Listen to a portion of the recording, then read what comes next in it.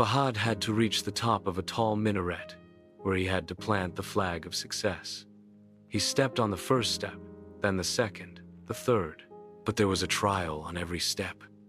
Sometimes rain, sometimes storm, sometimes people who call from below, "Get down, you will be dropped."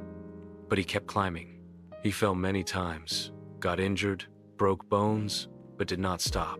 Finally, he reached a place where it seemed there were no stairs left. Despair surrounded him.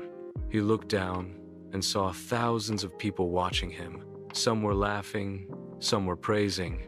Fahd was about to retreat when an old laborer said, "The last step is not always visible, son. Take a step. It comes itself." Fahd closed his eyes and took a step, and there was no ground below, but a new step appeared. After a few moments, he was standing at the peak. Lesson: when everything seems finished, then one more step, just one more. The real perfection lies there.